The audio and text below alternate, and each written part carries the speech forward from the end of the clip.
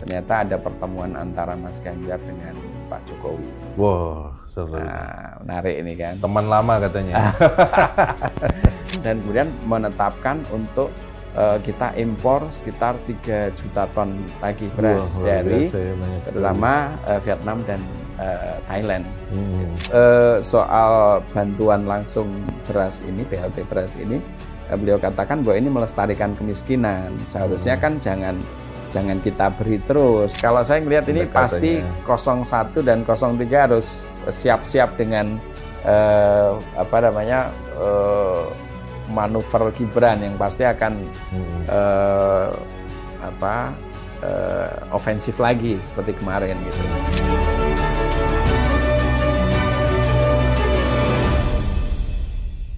Ada anak namanya Sita. Cakep. Pergi ke sekolah bareng si Tati. Cakep. Selamat datang pemirsa, ketemu lagi sama saya Wisnu Yuwono dan Hannibal Wijayanta pada acara podcast Cakep, Catatan Kebijakan Publik dan Politik.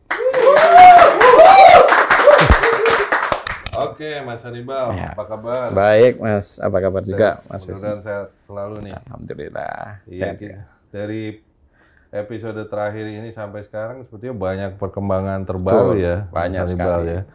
Ada ulang tahun PDIP, Ya.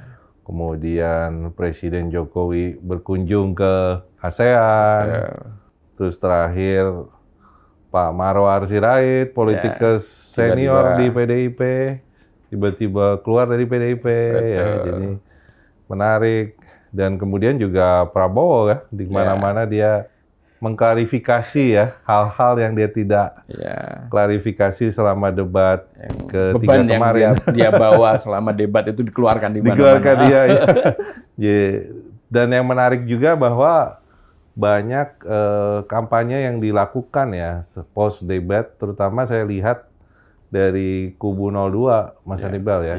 Kan betul. Ya itu tadi ya, bagaimana dia dipotret dianiaya, dibully ya sama Ganjar dan Amin gitu kan. Anies. Ganjar dan Anies. Ya Amin ini. Satu paket. Nah, mungkin insight info dari Mas Hannibal yang terbaru dari perkembangan politik yang tadi saya sebutkan, kira-kira bisa di-share ke spill ke kami nggak? Oke, ada beberapa yang menarik nih. Yang pertama ini baru kemarin nih. Ternyata ini kawan-kawan di wartawan istana juga banyak nggak tahu. Ternyata ada pertemuan antara Mas Ganjar dengan Pak Jokowi. Wah, seru. Nah, menarik ini kan. Teman lama katanya. Dan kalau info yang dari kawan di luar, ya ini ada Mas Ganjar pengen update situasi setelah ini akan bagaimana, begitu kan? Oh gitu ya. Nah ini bersamaan dengan Pak Marwarar atau bagaimana? Ya hampir karena yang apa istilahnya ya Mak Comblangnya yang mempertemukannya salah satunya ya Mas Marwarar, Bang Marwarar gitu. Tapi konon sih juga sudah sepengetahuan Mbak Mega. Oh udah sepengetahuan Mbak Mega ya. Oke. Ini menarik gitu kan karena dalam situasi sekarang ini kan mulai muncul ada keinginan untuk pasca putaran pertama ini karena udah sekarang membedakan akan 2 putaran, maka di putaran kedua nanti terjadi koalisi lah antara 01 dengan 03. Iya. Nah, sementara kan kabarnya Pak Jokowi itu agak ya lebih cenderung kalau yang maju ke putaran kedua adalah 02 dan 03.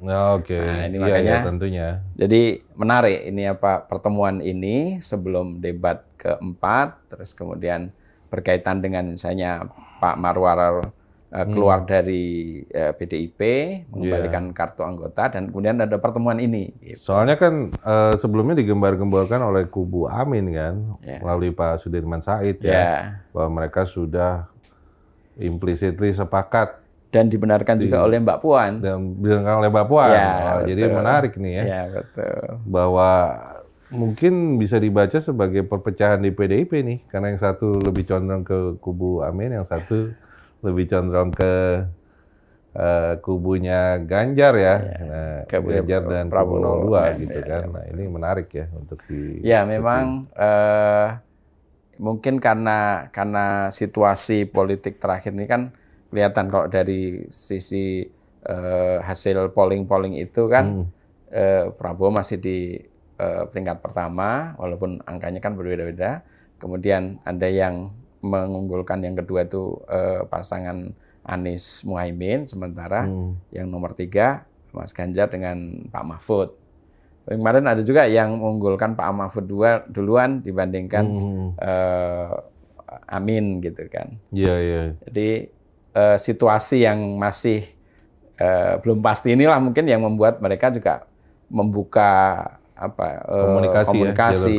Betul. Oke. Jadi seperti itu. Nah, kemudian kan tadi saya menyebutkan ada kunjungan Pak Jokowi ke negara-negara ASEAN ya. Kira-kira ada inside info nggak terkait kunjungan Presiden Jokowi ke ASEAN? Kalau yang di Filipina kan katanya ketemu dengan Bongbong Junior kan. Nah, ini kan menarik karena Bongbong Junior ini kan yang memakai model kampanye seperti yang dilakukan Mas Bo sekarang ini kan.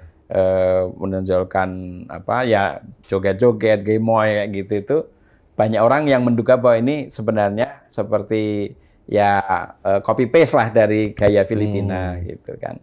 Nah, tapi seperti apa yang dibicarakan di sana, saya enggak dapat informasi. Yang saya sempat dengar itu kalau di Vietnam itu kan kita berencana untuk mengimpor beras kan sudah cukup lama disiapkan dari Vietnam dan juga Thailand gitu kan. Nah, mungkin ada beberapa pembicaraan yang diselenggarakan di sana karena memang dari sejak yang tahun lalu memang Pak Jokowi yang berinisiatif untuk mencari pasar yang bisa impor beras dari sana. Ya, jadi maksudnya swasembada pangan ya, dalam hal ini beras juga sebenarnya belum terwujud ya pemirsa ya. Buktinya kan Pak Jokowi melobi untuk impor beras juga gitu ya. Dan saya dengar ini ada hubungannya dengan BLT dan pemilu nih. Kira-kira gimana tuh Mas? Iya, memang kalau kita lihat ada kebijakan dari pemerintahan Presiden Jokowi ini kan, sebenarnya ada sidang kabinet, kalau ini bulan November yang lalu itu di tanggal 6 ya, itu tadinya kan rencana BLT beras itu hanya sampai di bulan Desember. Tapi kemudian diperpanjang ke bulan Maret. Habis itu ada perpanjangan lagi sampai bulan Juni. Nah, para pengamat meraba ini untuk mengantisipasi pemilu kalau kemudian sampai 2 periode. Dua putaran.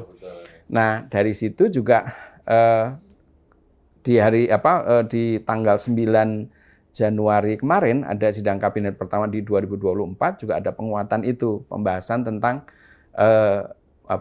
melanjutkan bantuan BLT beras dan juga bantuan-bantuan lain, dan kemudian menetapkan untuk kita impor sekitar 3 juta ton lagi beras dari terutama Vietnam dan Thailand. Gitu. Bahkan kalau Thailand kita jadi importir beras terbesar Thailand saat ini. Dan dari situ pembahasannya kan memang di rapat kabinet itu untuk mengatasi atau impor itu untuk selain menghadapi panen raya yang kemungkinan mundur karena kita kena dampak El Nino.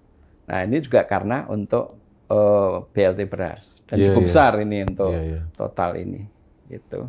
Iya, jadi maksudnya pemirsa seperti diketahui bahwa ini sebenarnya bukan pertama kali ya menggunakan bantuan langsung ke masyarakat miskin ya. Jadi waktu tahun 2009 misalnya Presiden Susilo Bambang Yudhoyono pada kampanye untuk term keduanya itu kan dia menggunakan bantuan langsung tunai yang ditujukan kepada masyarakat miskin. Kan pada waktu itu argumennya adalah karena ada krisis global yang tahun 2008 sampai 2009. Oleh karena itu dibutuhkan bantuan langsung tunai. Tapi itu ternyata efektif tuh untuk memenangkan pemilu. Presiden Susilo Bambang Yudhoyono. Pemirsa juga ingat tentu pada tahun 2009 Presiden Susilo Bambang Yudhoyono bersama Wakil Presiden Budiono menang hanya satu ronde, ya, satu putaran. Dan waktu itu untuk urusan